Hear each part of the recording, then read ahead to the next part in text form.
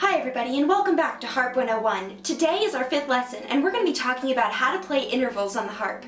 So let's go ahead and get started.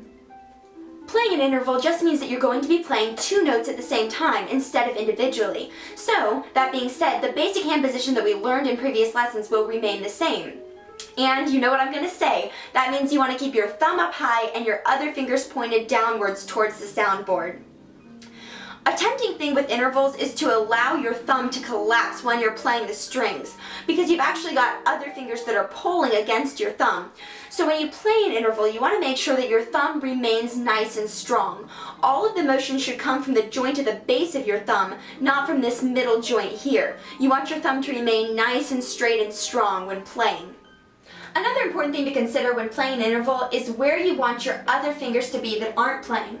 While that might seem like kind of a silly consideration, after all we would naturally think, of course, just keep them out of the way. It's actually not quite that simple, because the fingers that aren't playing will not only affect your fingers that are playing, but they will also affect the tone of your music.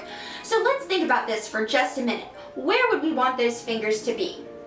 Well, the way it works is you actually want whatever fingers are between your thumb and the finger that's playing to be gently tucked into your palm. So if I'm playing my 3rd finger, I'm going to keep my 2nd finger gently tucked into my palm so it stays out of the way of my 3rd finger when playing.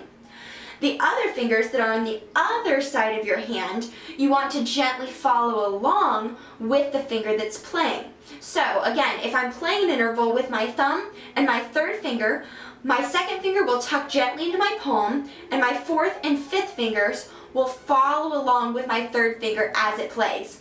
This is probably easier illustrated on the harp than actually explained, so let me just again show you what it looks like to play an interval with that type of hand position.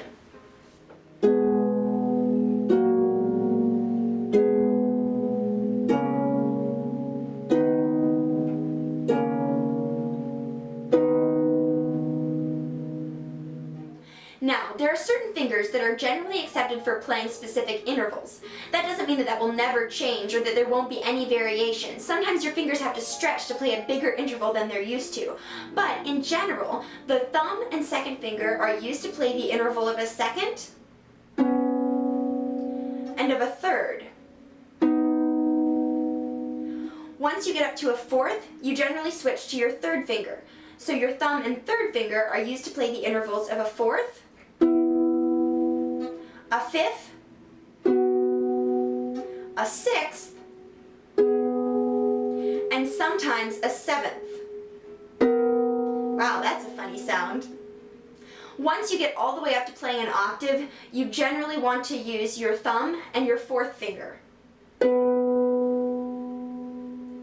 And anything bigger than an octave will almost always use your thumb and your 4th finger.